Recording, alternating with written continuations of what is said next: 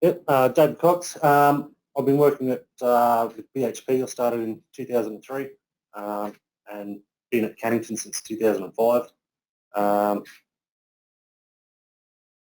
For what I'm going to present, I've got to give a bit of background, get a bit of a concept of what it is that we're trying to do and how we got our results.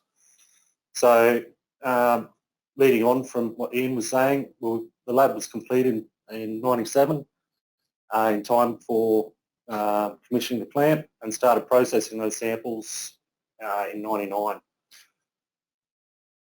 In January 2001 to July 2003 was the peak period for the lab, and we're looking at roughly 300 samples per day. Most of that was actually through a nugget crusher with riffle splitter for the geology samples. That was in the early days. 2002 started doing assays on exchange samples, and 2003 took full responsibility. So the lab is covering everything that comes out of that mine. We do it from the resource drilling right through to the final assay results. 2003, 2004 made changes to the sample prep. So that's where we brought in our Boyd crusher and splitter and improved the LM2 ring mills, as well as improvement to the dust extraction, put in a torrent extraction and bigger baghouse. 2005 was a transition to the 7-7 roster, which made a big change to the way that the lab was staffed, going from a 2-1 to a 7-7. So a lot of new people come through and a lot of changes to how things were sort of analysed in the lab. 2010 was our probably biggest change in prep, where we brought in Herzog sample pulverisers. Something that Ian might be familiar with is the changes that go in place with that. So that changes the amount of workload in sample prep and also the amount of throughput you can actually do. 2016 we transitioned from LPG fusion units and fire assay furnaces to electric and replaced our AA with a second ICP. So this effectively removed all the LPG and acetylene from the lab, so we have no explosive gases in the lab anymore. Big safety step. So at the peak we had about 20 lab staff working at various things, from sample prep through to the marking analysis, dedicated QA, QC personnel, dedicated trainers, and over time that sort of reduced with the changes in our workflows. So now we have a staff of 9, so we've got 8 people on shift, 4 on each crew, and 1 senior chemist. So we're processing about 40 geology, 40 shift, 10 to 20 MET samples per day, as well as a silver, lead and zinc sales analysis on 600 lead shipments and 450 zinc shipments per year. This means there's a lot of multitasking. So smaller crew size, but we still have the same results we've got to put out. So everyone sort of has to be able to do everything, at least to some extent. So our major tasks is our sample prep. We use a 3-acid digestion for our ICP geology analysis, which actually matches up with how our processing plant works. We do a borate fusion for XRF, sodium hydroxide fusion for fluorine analysis, fire assay for silver and the sales, and EDTA titration for the lead and zinc sales, as well as an acid digest for the silver and zinc. At any given day, a lab tech may be working on up to 4 of those different sort of streams.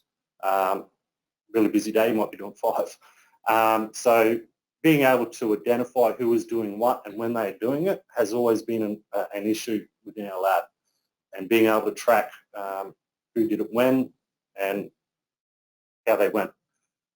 So KPIs, it used to be comparing the cost per dollars in doing the sample as to how many samples were done versus the amount of people on the shift. So samples per person per day.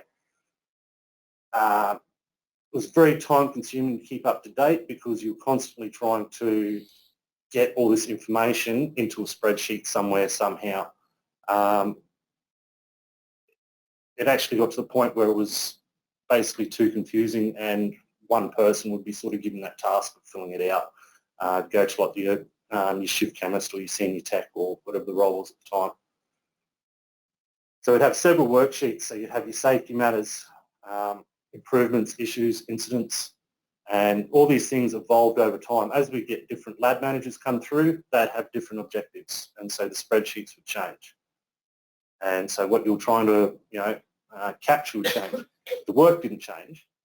We're still doing the same analysis, we're still doing the same digest, but what we're actually capturing to track keeps shifting. So yeah, you can see there, we'd have up to 5 different spreadsheets trying to keep up to date. So this is a version of one of our early tracking. This is filled out weekly, so it's like a weekly report. A bit hard to see all the actual numbers up there, but just looking at the different streams of what came through the lab for that week. That one wasn't too bad because it was a full week on a page. All right. One of the problems with it is it didn't capture a lot of the stuff that wasn't directly related to doing assays. So if you had to get the forklift to go and take a waste skip away, you had 2 hours of muck around doing that, that wasn't captured. So again, new management comes through and we move on to a different one. Before I go, but you can see down the bottom, it would actually capture a weekly log, which we would then transfer that into a second spreadsheet to keep an ongoing count of what was happening, which is where this next one actually evolved from. Lots of columns to fill out, day by day fill out, and all of these had little calculations built into them. So we could actually sort of put a weighting on how much work was done, and we'd come back samples per person per day target and the actual total. So that's what the management sort of looked at in regards to trying to see who was doing what and how much was being done. Problem with the weighting on that is it's easy to manipulate for people who are familiar with the workload. So they'd focus on doing more of a certain task because then it would look better in the numbers, which would then make other people look worse because they were doing something with a different weighting that didn't quite match up. So yeah, as you can see, it's quite a big spreadsheet. It actually went onto a second page. Again, this captured a lot of everything, but there's not a lot of tracking there. Like, we can't go back and, unless you're really familiar with the numbers in it, actually know what the hell's going on any given day. So we moved on to a database type one. So this one captures all the information. Again, we need to manually log in every bit of information that we're putting into that, and there's no carryover of information. So once we create this at the end, we save it and email the report out, it goes onto a new blank sheet. So if we've put in there something about some maintenance issues or something like that, they need to be copied over and transferred onto the next day. This has been going on for a while. We moved on to an ongoing spreadsheet, which was just saying basically what individual people did for the day. This is where we had discussions with Dion about possibilities of building something into CCLAS so that we can actually capture all of these different things in the one place and minimise the amount of input that we need to do as people actually on the tools, so to speak. So CCLAS came to us, and we now have this system in place. So you can see across the top we've got a series of tabs and drop-down boxes and double-click to mark things as being done. Put the date, the day and the shift name at the top. The next tab, safety details. So how many take fives were done for the day. If there was any significant incidents, any notes on something might be slightly different on that shift, something else that you need to hand over to the next crew, so to speak. And because this is all captured in CCLAS, when we open it, we can go back to a previous day, even if we don't have those, like the PDFs that are created, we can still go into CCLAS and go back to that day and actually see what happened on that day.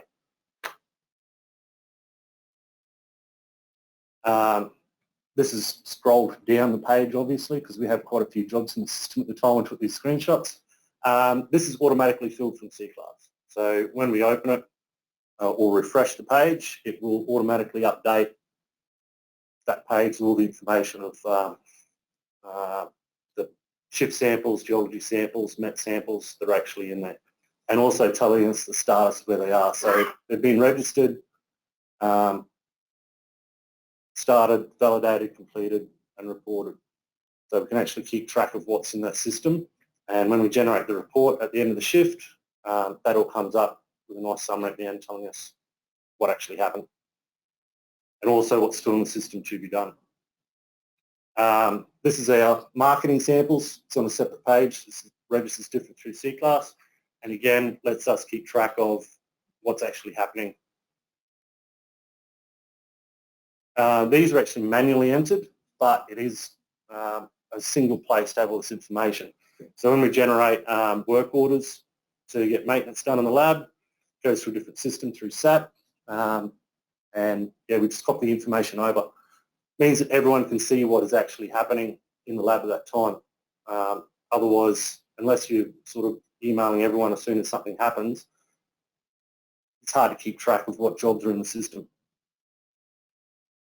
Purchase orders, same deal. So whenever you buy something that's sort of not in our normal day-to-day ordering process, you know, we're ordering a new sample change for the ICP or something like that, we can put it all in there, and that way people know that something's been ordered, and also we can tell when it's delivered. And last of all, our current instrument issues. Fairly certain everyone that works in labs sort of knows what I'm talking about, where it's not something that's necessarily going to go through the maintenance department because you're waiting for a lab tech or someone to come to site, service technician. So yeah, another area to keep track on that. It also means we can go back and look at what's happened previously as well. So all this is good. Sorry. So the positives, it's simple to add basic information. So all that stuff on the SAP information, that's just copy pasted directly from when you generate it. Click between pages and it's there. Notes on what we did through that shift, simple to add. CCLAS manages the actual sample information that's in and out of that report, so we don't have to copy sample names, numbers from CCLAS, so forth. Generates a report on the prompt and will email out to everyone on our email list. So senior managers can get it, one-ups, everyone that's in the lab can get it, so everyone can see those reports on a daily basis or shiftly basis. It's also one location to keep everything. That's the biggest thing that we found, was everything goes in that one space. Future plans. So after we've been using it for a little while, we've realised what it can do, but we've already realised what it can't do. So we want to look at a few things. So using Taskman to automate the generation of that report. At the moment, we need to go in just before 5 o'clock, generate the report, send it out. If you happen to be a little bit late, you've got to go back in, change the date, change the shift, then generate the report. So if we can automate the generate of it, send it out, just one less thing that we actually need to do, CCLAS takes care of it. A bit of a restructure on what data is pulled from CCLAS to better reflect how we're actually operating. So because we're running all these different streams and working on different things, the way it's formatted at the moment, it just sort of gives you the one number. Whereas if we can sort of add that to that first screen where all the people's names were, we can actually assign who did what through that shift, and CCLAS will automatically pull that in. Add a summary at the end of each of those pages. That's something that we've spoken about already, is basically a count to say how many jobs are in the system, how many samples are in the system, how many were done. And that's basically going to automate the majority of the user input. So all we have to do at the end of the shift is nothing really. CCLAS will do all of it. To give a bit of an idea of some things we're looking at capturing, we recently had a column added to one of our jobs to mark that the sample's been prepped. We found we had an issue where we're bringing in a lot of geology samples, so we'd have up to 1,000 geology samples registered in the system, but they'd be in various stages. So they'd show up, we'd register them, and then they might be sort of stacked in the wrong order or something, so they'd be prepped out of order. Someone would come in to batch them out to do the analysis, they'd batch them out and they hadn't been prepped yet. So I'd turn into, I've got to redo paperwork, shuffle through, find out what's actually there. So now as soon as we prep the geology samples, only once we mark them as prepped do they actually appear in the pick list to be analysed. So it's something small, but it made a big difference to the way that we were actually managing our workloads. So if we can add similar changes, so you can see this is paperwork that's printed out where we initial different steps that we do. At the moment, this paperwork, once the job's done, goes in the filing cabinet, goes in a box and sits there. And if we want to come back and look at that data later, we've got to shift through that box, try and find that particular piece of paperwork to find out who weighed it, who did the digest, etc., etc. So by adding similar columns to that, to our job sheets, it means we can actually track that information in CCLAS and then pull that information and put it into those lab reports. So we can actually see who did what. So we'll be able to better track our lab tech workloads. So who's actually doing the work and who isn't. Addition to comments box. So there's another one on that first page where we had our choose the worker. Have an individual box to put our own notes because at the moment we just have sort of the one box, everyone enters information. But if we have an individual box, we can have people's individual comments on what they're doing, which will line up better with that other tracking to actually be able to say who did what, how long we spent doing different things. With all this information, we can use it to better manage our staffing. So we know that there's so much work's going to be on, we need to make sure we've got so many people in the lab. At the moment, it's sort of working off who's been here longest and who understands how the lab flows and what workflow is, can actually predict, all right, I know in September, we don't want anyone having leave in September because it's going to be a big month because we've got a heap of stuff coming through. But it's sort of hard to justify that, to deny leave when we don't have any physical something to say, look, this is the reason why. Big one from it, but is the automation inputs. So it removes the bias from the reporting and entering the data, and one less thing to be completed. One thing I didn't mention there was mistakes. Everyone makes mistakes, and the less we have to actually manually do, the less mistakes that will make it through. That's it.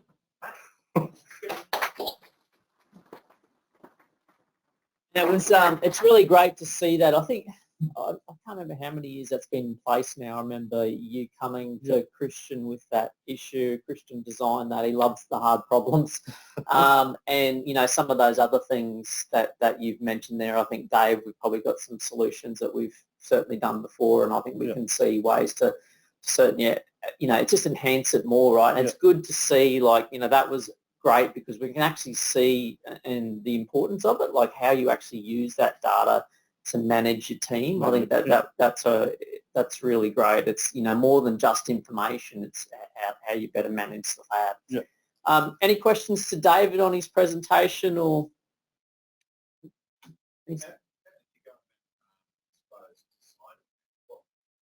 Christian. A long chain of history. Yeah. It's a good.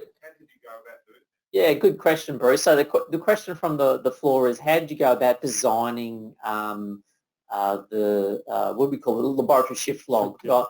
and I think Bruce, David first came to us, I think with that spreadsheet, the very last spreadsheet you had, and said, this is how we do it manually. And then talking between myself and Christian, who's our technical consultant, he then thinks about, well, how can it be done? The importance about David said, well, I need to historically record that data. So then Christian has to probably develop, I think we developed custom fields in the database to be able to capture that data so I can look back at it historically. What type of reporting do you need to do? And, formatting, all those types of things to put it in there. But that's a story from our side, but it'd be good to hear from you. I mean, exactly like Dan said, it was all customised. We weren't actually sure whether these guys could do it. But it's the same as a few other things that we've taken to them, going, look, we want to do this, can you do it? And 6 weeks later sometimes 8 weeks, they'll come back and say, all right, we've got a plan, how about we try this? The marketing stuff that's in there now, that's only been in CCLAS for 4 years, I think, somewhere there. Everything before that was all done on Excel spreadsheets. So this is, the stuff that we're actually selling our product, our final result we're getting paid for is all being done in manual Excel sheets, manually entered, typing everything. Now we've got data capture for the weights and calculations. So. Do you end up with a process flow sheet where you step between what you wanted and software encoded database? No. No, it was basically, we're trying to track one thing, and we basically asked them, what can you do? And we just kept doing stuff as we were doing until they came back and said, here it is. So. Okay.